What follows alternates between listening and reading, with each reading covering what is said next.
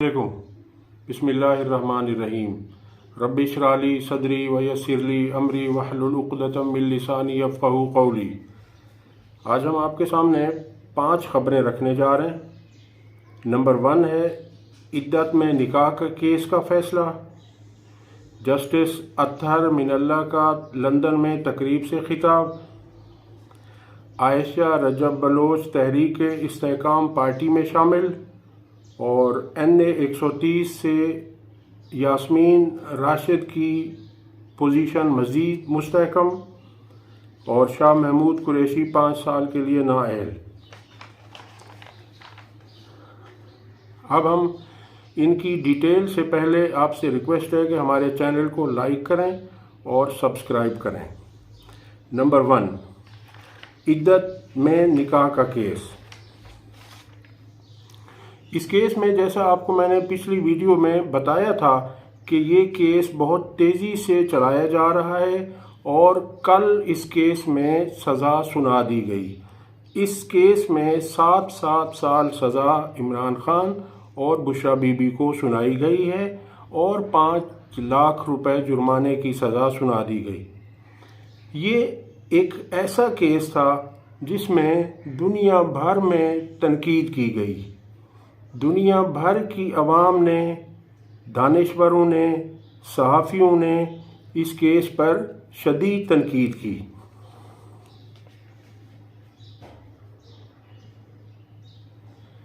इस केस में उन लोगों ने भी तनकीद की कि जो इमरान खान के बहुत नाक़िद थे, जिसमें रीमा उमर, शहजाद इकबाल, वजाहत सईद, शाहीन सहबाई, हामिद मीर, साबिर शाकिर, मुईद पीरज़ादा, मारिया मेमन और इमरान रियाज खान।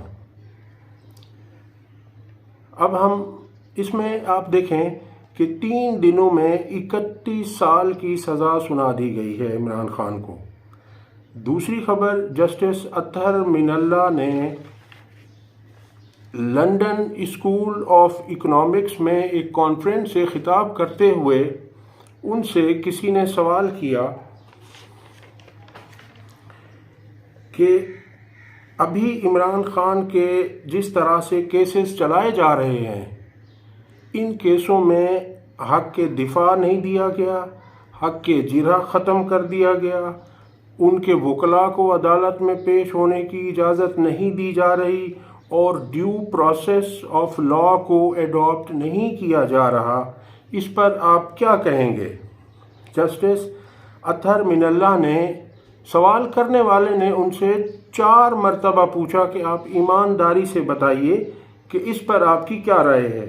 तो इस पर जस्टिस अत्हर मिनल्ला ने जवाब देते हुए बताया कि मेरी ईमानदारी और प्रोफेशनल इंटेग्रिटी मेरे फैसलों में मौजूद है। जो फैसले मैंने अब तक दिए हैं, मैं इस्लामाबाद हाई कोर्ट का चीफ जस्टिस रहा हूं। आप इस्लामाबाद हाई कोर्ट की वेबसाइट पर जाएं और मेरे किए हुए तमाम फैसलों को आप जाकर देखें, उन्हें गौर से पढ़ें। आप वो फैसले देखकर फैसला कर सकेंगे कि मुझे एक चीज़ पर फ़ख्र है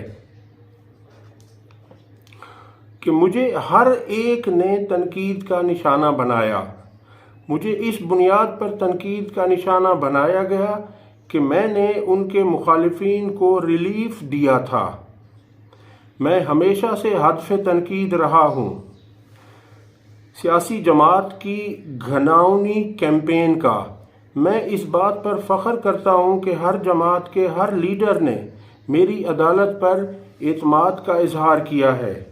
मैं हैरान हूँ कि गुस्सीला नौजवान अपने एक ही सवाल में मुझे 4 मरतबा ईमानदारी से जवाब देने का कहता है। ये पहली मरतबा नहीं हुआ। ऐसा ही सब कुछ जुल्फ़िकार अली भुट्टो के ख़िलाफ़ भी हो चुका है और बार बार ऐसा ही कुछ होता रहा है। अगर आपने मेरी इब्तदाई तकरीर पर गौर किया होता या तवज्जो से मेरी तकरीर सुनी होती तो आप मुझसे ये सवाल ही ना करते। मज़ीद कहा कि इन केसेस की अपीलें मेरी अदालत की तरफ आ रही हैं। हो सकता है اس وقت یہ اپیلیں فائل بھی ہو چکی ہوں۔ ایماندارانہ رائے یہ ہے کہ اگر معاملہ میری عدالت میں آتا ہے تو تب آپ جج کر سکیں گے کہ میرا فیصلہ ایمانداری پر مبنی ہے یا نہیں۔ فیئر ٹرائل سے متعلق میرے فیصلے اسلام آباد کی ویب سائٹ پر موجود ہیں۔ فیئر ٹرائل کا حق ہر ملزم کو حاصل ہے، چاہے اس پر دہشت گردی کا الزام ہی کیوں نہ ہو۔ اب جسٹس اطہر من اللہ صاحب کی اس گفتگو سے واضح ہے کہ وہ بھی ان فیصلوں سے متفق نہیں ہیں۔ وہ بھی جانتے ہیں کہ یہ فیصلے ایمانداری، دیانتداری، رول آف لا کو سامنے رکھتے ہوئے نہیں دیے گئے۔ اب اس کے بعد تیسری خبر یہ ہے کہ عائشہ رجب بلوچ نے آج استحکام پاکستان پارٹی میں شمولیت اختیار کر لی۔ چوتھی خبر یہ ہے کہ شاہ محمود قریشی کو 5 سال کے لیے الیکشن کمیشن نے نااہل قرار دے دیا ہے۔ اور آخری خبر ہے کہ NA 130 سے تحریک انصاف کی رہنما یاسمین راشد صاحبہ اور ان کے نیچے PP 173 سے تحریک انصاف کے امیدوار زبیر خان نیازی کی پوزیشن مزید مستحکم ہو گئی ہے۔